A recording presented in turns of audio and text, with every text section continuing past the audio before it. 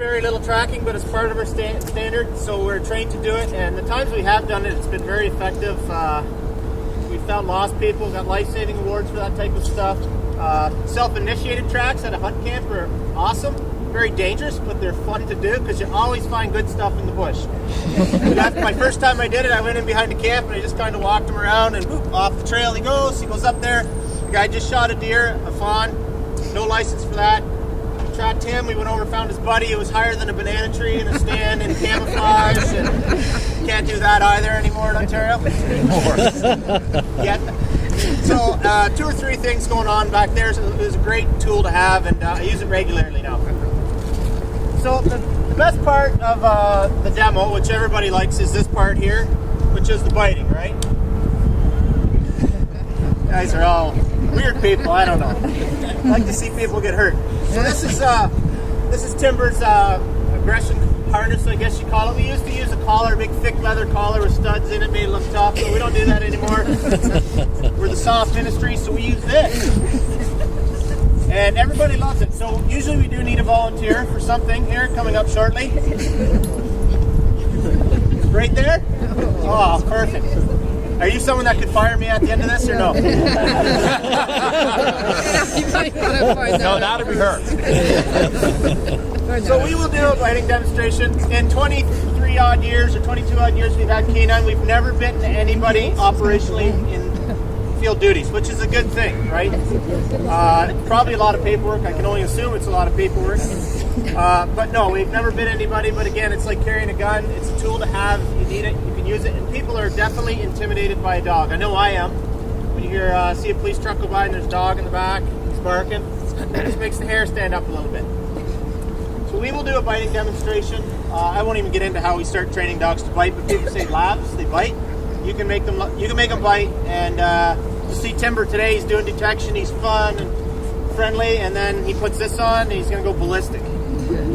Tanner will be in the truck over there when we do it. So where did you go? Right here. And I got some on, so not that fast. Oh my God! You got heels. That's what I said. That's not gonna work. We'll do that last. We'll do the bite last. Okay, so we're gonna get our dogs out because it's pretty well time. We know nobody wants to be late for lunch. That's a given. So if we can try this again, maybe get the folks on this side just to kind of swing and do a straight line. We'll get the dogs and we'll bring them by you, so don't worry about crowding. We'll bring them all the way up and down. Anybody afraid of dogs? Probably a good time to tell us. We'll keep the dogs away from you. Besides me.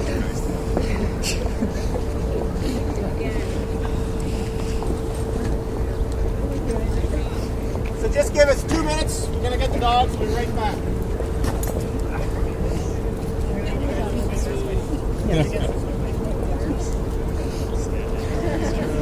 I know, but this was supposed to be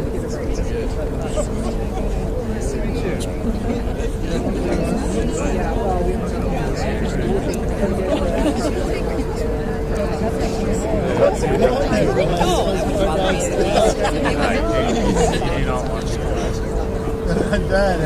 Yeah.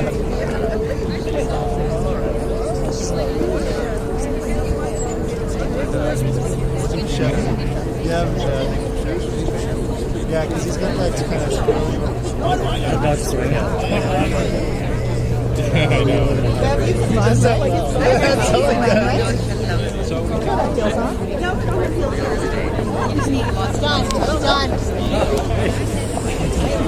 How you doing? Perfect timing. Did you just get here now?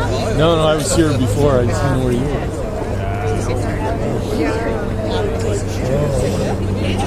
I saw them. That's my destiny.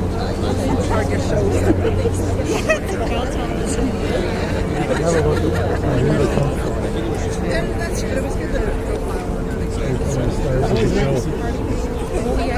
Yeah. Oh, mine's on the candy rates.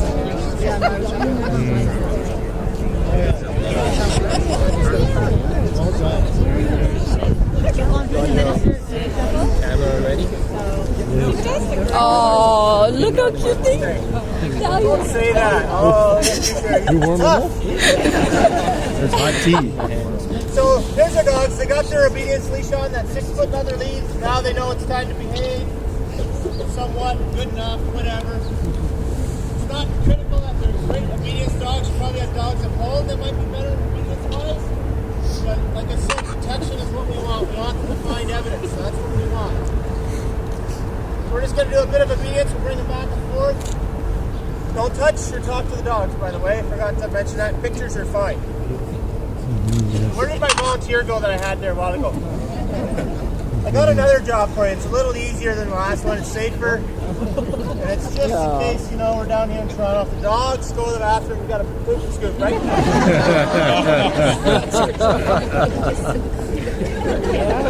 I'll do that. I get paid to do that too, so. Stay. So the dog breaks, he's playing around, you don't say anything to him, you just go put him back where he was. You never tell the dog twice. Like your dog's at home, right? When they get on the couch, you always say, get off, get off, get off. And you just leave him, right? Well, your dog just won one little battle, next thing you know, it turns to another battle, and he wins, and then you become his pet.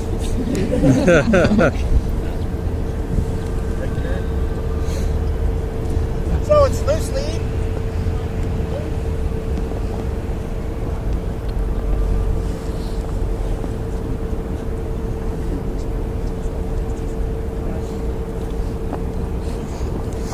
Dogs are always on our left side. We always start when we heel with our left foot. Gives the dog a chance. Out turn. Right turn.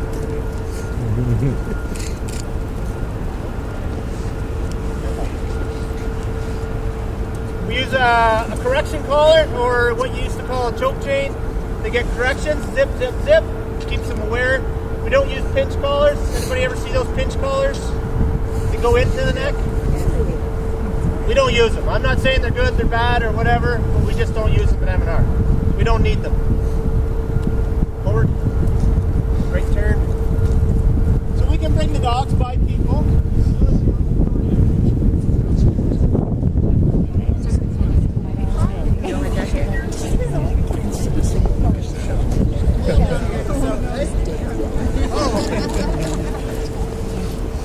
Left turn.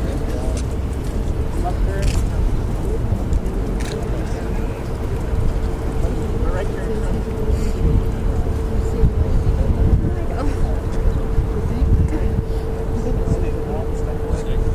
So we can stay them. Hopefully they don't break. We're out working with another officer. We can clap. How you doing today?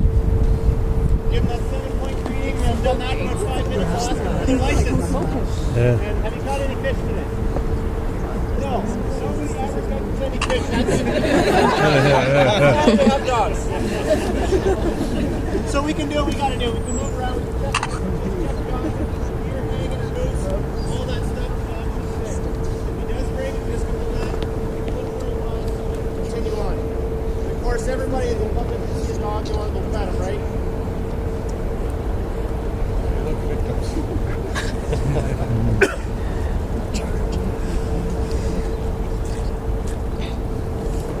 John's dogs on Facebook. You just creeped ahead right there. It's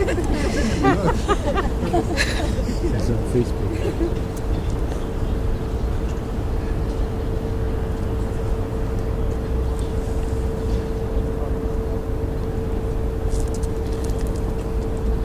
So when we do recalls, it's just a simple comment. You hit your shoulder and you come around, and it should always sit to the left side.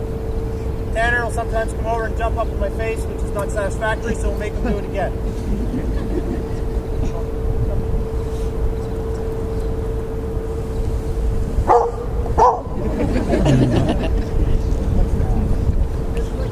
Loud like his owner.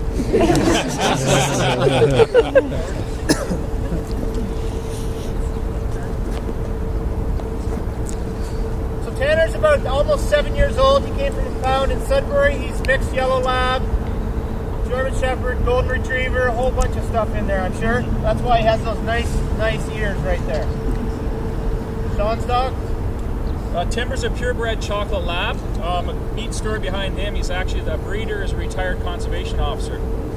So he came from Dryden. He came from a home where a gentleman went out and purchased them, came home, didn't realize his wife was allergic to dogs. It was either the dog or the wife, I guess. He was actually at a demo like this, and when we told him what we looked for in a dog, he came up to the handler after, said, I think we may have a dog that you're looking for. And that's where Timber came from.